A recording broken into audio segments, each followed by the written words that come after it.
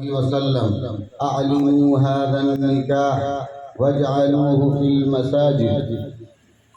وقال النبي صلى الله عليه وسلم النكاح من سنتي.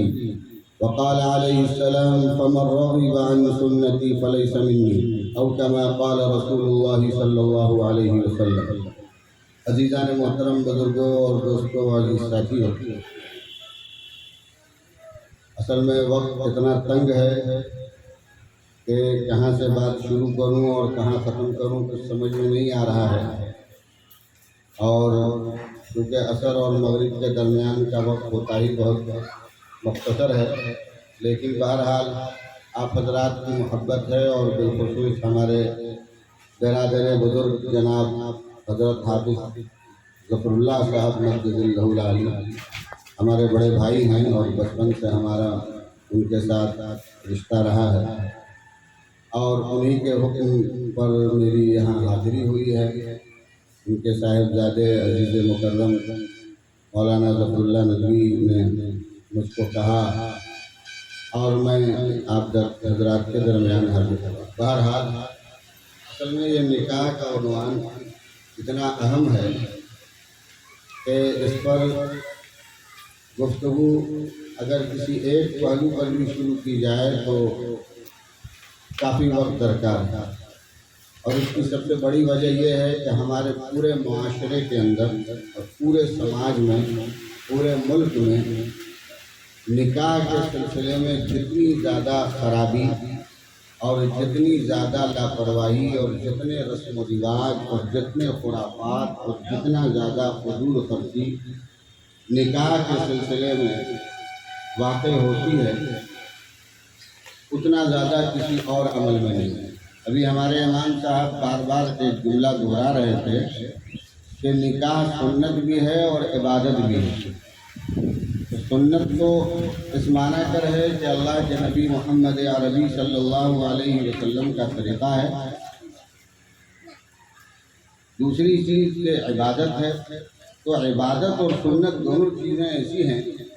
عبادت کا مطلب کہ اللہ کے لیے جو کام کیا جائے عبادت کو کہتے ہیں۔ جو کام بھی اللہ کی رضا کے لیے، اللہ کو راضی کرنے کے لیے، جس میں اپنا کوئی مفاد نہ ہو، جس میں اپنی کوئی غرض نہ ہو، صرف اور صرف اللہ کی رضا کے لیے، دنیا وما فیہا اور دنیا کے کسی بھی شخص کی کے دیکھنے سمجھنے اور کچھ کہنے کی کہیں کوئی پرواہ نہ ہو، اس عمل کو عبادت کہا جاتا ہے۔ اور اگر عبادت میں ذرا سی ریاکاری آ جائے، اگر ایک آدمی نماز پڑھ رہا ہے، حدیث میں آتا ہے کہ اس وجہ سے وہ قیام لمبا کر دے یا رکوع لمبا کرے کہ لوگ دیکھ رہے ہیں، بڑے مولانا صاحب سمجھیں گے، ہم کو سمجھیں گے کہ بڑے عبادت گزار ہیں، اور وہ قیام کو لمبا کر دے، رکوع تھوڑا 5 دفعہ 3 دفعہ تسبیح کے بجائے 7 دفعہ 9 دفعہ پڑھنے لگے، تو حدیث میں آتا ہے کہ وہ شرک کر رہا ہے، وہ مشرک ہے۔ اس لیے مشرک ہے کہ نماز اللہ کی عبادت ہے، وہ اللہ کے لیے پڑھی جا رہی تھی، لیکن اس کے دل میں یہ بات پیدا ہوئی کہ وہ دیکھے گا تو ہم کو بڑا نمازی سمجھے گا۔ تو ظاہر ہے کہ عبادت کے اندر اگر کسی بھی طرح کی ریاکاری آ جائے اور عبادت کے اندر اگر دکھاوے کا شائبہ بھی پیدا ہو جائے تو وہ بہت بڑا گناہ ہے، اللہ ناراض ہوتا ہے۔ تو اگر ہم نکاح کو عبادت کہتے ہیں اور عبادت کہنے کے بعد صرف اس بنیاد پر اللہ کے نبی صلی اللہ علیہ وسلم کے نکاح کے سارے طریقوں کو اور ساری سنتوں کو اس بنیاد پر بالائے طاق رکھ دیتے ہیں کہ محلے والے کیا کہیں گے، سماج کیا کہے گا، گھر کی عورتوں کی یہ رائے ہے اور محلے کے لوگوں کا یہ ہے، اور گھر کے داماد ایسا چاہتے ہیں اور پھوپھا یہ چاہتے ہیں اور خالو یہ کہتے ہیں، یہ ساری چیزیں شامل کر کے جو نکاح میں ساری لغویات اور سارے خرافات ہم داخل کرتے ہیں، ईमानदारी से बताइए कि ये भी तो रियाकारी के लोगों के दिखाने और लोगों के को खुश करने की वजह से वो सारी चीज़ें, यानी जिनकी मोहब्बत और जिनके इश्क का हम दिन रात तक भरते हैं, सरवर आलम सल्लल्लाहु अलैहि वसल्लम की मोहब्बत हमारी हज़ार जान आप पर कुर्बान। लेकिन आपकी सीरत और आपकी सुन्नत जब नमाज पढ़ने खड़े होते हैं तो हम यहाँ मामला ये है कि जो हम जैसे दीनदार लोग, दाढ़ी पेटी वाले और बड़े अच्छे मुत्तकी समझने वाले, समझे जाने वाले लोगों का भी ये हाल है कि नमाजों में, रोज़ों में, हज ज़कात में बड़ी सुन्नत की परवाह होती है और ख्याल होता है कि कहीं कोई सुन्नत की खिलाफ वर्जी न हो जाए। लेकिन अल्लाह माफ़ करे कि जब शादी ब्याह के मामले में मैदान में जब हम आते हैं तो हमारी सारी वो परवाह और जो सारी फिक्र होती है अल्लाह के राज़ी करने की, वो ख़त्म हो जाती है। बहरहाल मैंने जैसा अर्ज़ किया कि मैं क्या कहूँ, इत्तेफाक से बाज़ाब्ता शायद पहली बार ज़िंदगी में हाफ़िज़ साहब की बरकत से आप कि कोठी की सरजमीन पर कुछ बोलने का मौका मिल रहा है, लेकिन वो भी इतने कम वक्त के लिए कि बहरहाल मैं बड़ा 2-3 हदीसें मैंने पढ़ी है, मैं सिर्फ उसका तर्जमा करते हुए अपनी बात को ख़त्म करने की कोशिश करूं। पहली तो मैंने आयत पढ़ी जिसमें सब जानते हैं, पढ़े लिखे लोग हैं, उलमा हैं यहाँ पर, कि अल्लाह ने कहा या अय्युहल्लज़ीना आमनू तक़ुल्लाह, ऐ ईमान वालों अल्लाह से डरो। ये जुमला अल्लाह ने कुरान पाक में मुख्तलिफ जगहों में कहा है, अल्लाह से डरो, अल्लाह से डरो, अल्लाह से डरो। इसमें निकाह के वक्त खुतबे में जब पहली आयत पढ़ी जाती है उस वक्त भी कहा जाता है या अय्युहन्नासुत्तक़ू, अल्लाह से डरो। तो डरने का अल्लाह ने कहा, लेकिन इस आयत के अंदर अल्लाह ने कहा अल्लाह से डरो हक़ तुक़ाती, ऐसा डरो कि जैसा डरने का हक है। यानी डरना ये भी होता है कि बस हम कहें कि हम बहुत दीनदार हैं या बहुत हमको अल्लाह से मोहब्बत है, अल्लाह के नबी से मोहब्बत है, लेकिन अल्लाह के नबी के तरीके को हम नहीं अपनाते, अल्लाह के हुक्म और आपकी मंशा के मुताबिक हमारा कोई काम नहीं होता, तो ये डरना नहीं। तो बहरहाल अल्लाह से डरते रहो। और उसके साथ फिर मैंने दूसरी आयत पढ़ी, वआतु निसा सदक़ातिहिन्ना निहला। 2-3 चीज़ें ऐसी हैं जो हमारे माशरे के अंदर तकरीबन 100% ख़त्म होती चली जा रही है। लिहाजा मेरा हर निकाह की मजलिस हो या इस तरह का प्रोग्राम हो, मैं इस पर बहुत ज़्यादा जोर, मैंने कई और हदीसें पढ़ी हैं लेकिन उस पर जाने का बिल्कुल मौका नहीं है। तो मैंने पहली कुरान करीम की एक आयत पढ़ी है, उस पर 2 लफ्ज़ बोलूँ। अल्लाह ने कुरान में कहा वआतु निसा सदक़ातिहिन्ना निहला, कि जब तुम किसी औरत से निकाह करो तो उसका महर खुशदिली और खुशतबई के साथ अदा करो। कुरान की ये आयत बताती है, जो अरबी से वाकिफ हैं वो समझ सकते हैं कि कुरान ये कहता है कि तुम दे दो जिसको निकाह कर रहे हो, जिससे वो निकाह उसी वक्त मुकम्मल है कि जब तुम उसका मेहर अदा करो, उसके हवाले करो। अब ये अलग मसला है कि इस्लाम ने, अल्लाह के नबी सल्लल्लाहु अलैहि वसल्लम ने, हम कुर्बान जाएं आपकी मोहब्बत पर, कि आपने अपनी उम्मत की सहूलत के लिए बहुत सारे रास्ते निकाले और मुआशरे में बेहयाई और ज़नाकारी और हरामकारी आम न हो, इसके लिए अल्लाह के नबी सल्लल्लाहु अलैहि वसल्लम ने सहल से सहल रास्ते निकाले और निकाह को आपने इतना आसान बनाया, इतना आसान बनाया और खुद फरमाया कि निकाह आसान है और जना मुश्किल है। लेकिन आज हमने निकाह को मुश्किल बना के निकाह के अंदर लग़वियात को और रस्म रिवाज को और फजूलियात को दाखिल करके हाल ये कर दिया कि जना आसान हो गया। ये कहने की बात नहीं है, ढकी छुपी बात नहीं है कि आज के दौर में जना कितना आसान है और किस तरह हमारी नौजवान नस्लें जना की तरफ जा रही हैं। लेकिन निकाह इतना मुश्किल हो गया, इतना मुश्किल हो गया कि लड़की पैदा होते ही लड़की का बाप फिक्रमंद हो जाता है, उसी वक्त से उसके लिए अलग से फंडिंग करना शुरू कर देता है और थोड़ी बड़ी हुई तो फिर रिश्ता तलाश करने लगता है। इतना परेशान होता है, उसके बावजूद लड़कियों की उम्र बढ़ती चली जाती है और नतीजा ये होता है कि बाद जगहों में गुमराही और बेहयाई का दरवाज़ा खुल जाता है। मेरे अजीजों, मेरे दोस्तों, मेरे बुजुर्गों, तो अल्लाह के नबी सल्लल्लाहु अलैहि वसल्लम ने तो निकाह को اتنا آسان بنایا تھا جس کی کوئی مثال نہیں۔ قرآن نے کہا مہر ادا کر کے لاؤ، لیکن اللہ کے نبی صلی اللہ علیہ وسلم نے فرمایا کہ اگر لڑکی جوان ہو، لڑکا جوان ہو، رشتہ مل جائے اور نکاح کا موقع ہو اور لڑکے کے پاس مہر کی ادائیگی کے لیے رقم نہیں ہے، اس وقت اس کے پاس انتظام نہیں ہے، تو اس نیت سے کہ وہ پہلی فرصت میں مہر ادا کر دے گا اپنی بیوی کا، ادھار مہر رکھ کے نکاح کر سکتا ہے۔ یہ صرف اس بنیاد پر اجازت دی گئی ہے کہ بے حیائی کا اور حرام کاری کا دروازہ بند ہو، اس کا سد باب، لیکن اس کی سہولت کو ہم نے پا کر یہ کیا کہ پوری زندگی گزر گئی، وہ 25 سال کی عمر میں نکاح ہوا تھا، 80 سال کی عمر ہمارے چچا کی ہو گئی، لیکن آج انہیں پوچھا جائے کہ آپ نے مہر ادا کیا تو کہتے ہیں ہم کو تو یاد نہیں ہے کتنا مہر۔ یہ کیسا انسان ہے کہ جو کسی کا قرض کھائے ہوئے ہے، جو کسی سے ادھار لے کر بیٹھا ہے اور اس کو یاد نہیں ہے کہ اس کا مہر کتنا ہے، اس نے کبھی سوچا نہیں ہے۔ اس سے بڑا بے ضمیر انسان نہیں ہو سکتا کہ جو اپنی بیوی کا مہر اپنے ذمہ ادھار رکھے اور شام سے لوگوں میں عزت کے ساتھ گھومتا پھرے اور اپنے آپ کو خوددار ثابت کرتا پھرے اور اس نے اپنی بیوی کا مہر ادا نہ کیا۔ میرے عزیزوں، میرے دوستوں، میرے بزرگوں، تو اس پر میں اس لیے زور دے رہا ہوں کہ آج ہمارے معاشرے میں شاید 5% شاید ہوں گے ایسے لوگ کہ جو اپنی بیویوں کا مہر نکاح کے بعد فوراً ادا کرتے ہیں، ورنہ 95% تو یقینی طور پر لوگ ایسے ہیں کہ جو قطعی طور پر مہر ادا نہیں کرتے اور وہ زندگی بھر گنہگار ہوتے ہیں۔ اور یاد رکھیے کہ لوگ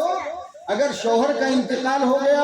تو بیوی کو پکڑ کر جنازے کے پاس لے جایا جاتا ہے اور کہا جاتا ہے بولو کہ ہم نے مہر معاف کر دیا۔ خدا کی قسم یہ مہر معاف نہیں ہوتی۔ وہ عورت اگر معاف کر بھی دے تو وہ مہر معاف نہیں ہونے والی، اس لیے کہ مرے ہوئے شوہر کے جنازے کے پاس وہ کیسی پتھر دل عورت ہوگی جو یہ کہہ دے کہ معاف نہیں کیا۔ ارے معافی تو وہ ہوتی ہے جو خوش دلی کے ساتھ کیا جائے۔ یہاں تو اس کی زندگی اجڑ گئی ہے، یہاں تو اس کی زندگی ویران ہو چکی ہے، شوہر کی لاش پڑی ہوئی ہے، اب وہاں پر وہ معاف نہ کرے تو کس سے لے گی، کیا کہے گی؟ لہذا وہ مجبوراً معاف کرے، وہ مہر معاف نہیں ہوتی، وہ اس کے ذمہ باقی ہے۔ اور کل قیامت کے دن یاد رکھیے قرآن کریم نے صاف کہا ہے کہ قیامت کا وہ منظر ہوگا جو بھائی بھائی سے بھاگے گا، ماں بیٹے سے بھاگے گی، بیٹا ماں سے بھاگے گا، باپ بیٹے کو پہچاننے سے انکار کرے گا۔ وہ ماں جس نے 9 مہینے اپنے پیٹ میں بچے کو رکھا، جس نے رات دن ایک کر کے جس کی پرورش کی، کل قیامت کے دن جب وہ بیٹا ماں کے پاس جائے گا کہے گا میری ماں ایک نیکی کی کمی کی وجہ سے جنت کا راستہ بند ہے، ایک نیکی مجھے دے دے کہ میں جنت میں جا سکوں۔ ماں کہے گی کون بیٹا، کس کا بیٹا، کہاں کا بیٹا، کیسا بیٹا، میں کسی کو نہیں پہچانتی، نفسی نفسی نفسی نفسی، وہاں تو سب نفسی نفسی کہتے ہیں۔ اور لہذا وہاں پر بیوی جو بنا غیر مہر دیے قیامت کے دن جب جائے گی تو تمہارا دامن دامن ہے۔ میرے عزیزوں، میرے دوستوں، میرے بزرگوں، بہرحال تو ایک تو مسئلہ یہ ہے کہ مہر کی ادائیگی کے بارے میں ہمارے پورے معاشرے کو، سماج کو غور کرنا ہے۔ دوسری چیز، 2-3 منٹ کتنا ہے، نبی صلی اللہ علیہ وسلم نے فرمایا، جیسا امام صاحب نے بھی کہا کہ نکاح عبادت ہے، اور عبادت کہاں ادا کی جاتی ہے؟ مسجد کے اندر ادا کی جاتی ہے۔ عبادت کے لیے سب سے بہتر اور معقول جگہ مسجد ہے۔ ویسے ضرورت پر اور حالات کی وجہ سے کہیں پر نماز پڑھنے آدمی کھیت کھلیان میں پڑھنے نماز ہو جاتی ہے، لیکن اصل جو نماز پڑھنے کا باجماعت ہے وہ مسجد کے اندر ہے۔ اللہ نے اسی کے لیے مسجد رکھی ہے۔ اور نکاح عبادت ہے تو اس کی جگہ کون سی ہونی چاہیے؟ وہ بھی عبادت کے لیے مسجد ہونی چاہیے۔ اور یہ ہم اپنی طرف سے نہیں کہتے، اللہ کے نبی صلی اللہ علیہ وسلم نے فرمایا اعلنوا ھذا النکاح وجعلوہ فی المساجد، کہ نکاح کا اعلان کرو۔ ایک تو یہ کہ لوگوں کو محلے اڑوس پڑوس میں پتہ ہو کہ فلاں کی بچی کا فلاں کے بچے سے نکاح ہو رہا۔ دوسرے یہ کہ نکاح کو مسجد میں کرو۔ مولانا موجود ہیں، اعلنوا ھذا النکاح وجعلوہ فی المساجد،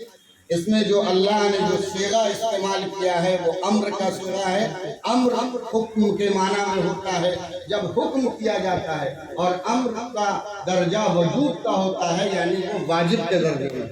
اجعلو کے معنی ہی ہے کہ ضرور بالضرور نکاح کو مسجد میں کرو، یہ اللہ کے نبی صلی اللہ علیہ وسلم کا فرمان ہے۔ اب ہم اپنے معاشرے پر غور کریں اور سوچیں کہ کتنے نکاح ہمارے کوٹھی کے اندر ہیں جو اب تک ایک مسجد میں ہوئے، اور اس پر کسی کی توجہ نہیں۔ معاف کیا جائے، ہمارے علماء بھی اس طرح کی باتوں پر بہت کم اب بولنے لگے۔ وہ جانتے ہیں کہ لوگ ناراض ہو جائیں گے، بھائی کوٹھی کے خان صاحب لوگ ہیں، ان کے سامنے بات کریں گے کہ جو وہ کرتے نہیں ہیں تو وہ خفا ہو جائیں گے، غصہ ہو جائیں گے، تو اس لیے کوئی کہنے کو بھی تیار نہیں ہے، بولنے کو بھی تیار نہیں ہے، جبکہ اصل نکاح وہی ہے جو مسجد میں کیا جائے۔ اور بس میں بات ختم کر رہا ہوں، اس کا ایک فائدہ بتا رہا ہوں۔ ایک چیز تو یہ ہے کہ مسجد میں نکاح کم از کم ہمارے علاقے میں 100% ختم ہوتی ہے، مسجد میں نکاح نہیں ہوتی۔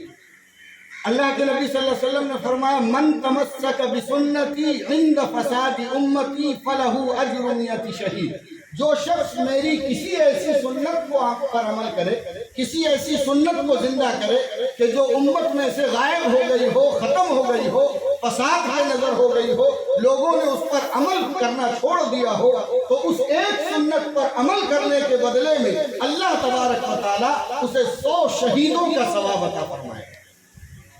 100 شہیدوں کا۔ ایک شہادت تو پیش کرنا ہم جیسوں کے بس کی بات نہیں ہے، لیکن 100 شہید 100 دفعہ جو گردن کٹ جائے اور میدان کارزار میں اپنے آپ کو قربان کر دے، 100 اللہ کے نیک بندے، ان 100 اللہ کے نیک بندوں کو جو اجر ملے گا وہ ایک کوٹھی کے مسلمان کو اللہ اجر دے گا کہ جو اپنا نکاح مسجد میں جا کر کرے گا۔ یہ اللہ کے نبی صلی اللہ علیہ وسلم کی نشانی ہے۔ اور دوسرے نمبر پر میرے عزیزوں، میرے دوستوں، میرے بزرگوں، یہ کہ مسجد اللہ کا گھر ہے، وہاں فرشتے ہوتے ہیں، وہاں اللہ کی نورانی مخلوق ہوتی ہے، اور ہر وقت وہاں دعائیں قبول ہوتی ہیں۔ وہاں جانے والا ہر مسلمان، ادنا سے ادنا مسلمان بھی باوضو ہوتا ہے، اور نہیں تو کم سے کم پاک ضرور ہوتا ہے۔ اگر وضو نہیں بھی ہے تو ناپاک تو کوئی بھی مسلمان ہمت ہی نہیں کر سکتا کہ وہ مسجد میں اپنے قدم کو رکھے۔ لہٰذا جب ہماری بیٹی کا نکاح اللہ کے گھر میں ہوگا اور سارے پاک صاف باوضو لوگ وہ اس مجلس میں ہوں گے اور دعا کریں گے، تو اس دعا کی برکت سے وہ نکاح کامیاب بھی ہوگا اور پوری زندگی ہماری بچی کے لیے خوشحالی کا وہ نکاح ذریعہ ہوگا۔ لیکن عام مجلسوں میں ہر طرح کے لوگ،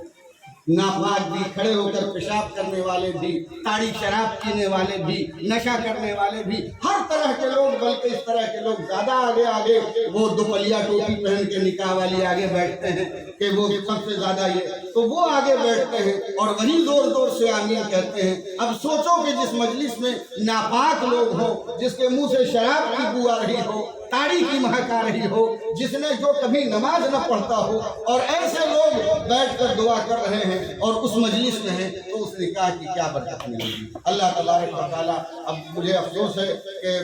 جو میرے دل میں ایک چاہت تھی اور ایک جذبہ تھا کرنے کا، وہ نہیں ہو سکا۔ انشاءاللہ آئندہ اللہ آئندہ پھر پورا کرے گا، اور جو موقع ہوگا اللہ ان کو اچھے صحت دے۔ اللہ تبارک و تعالیٰ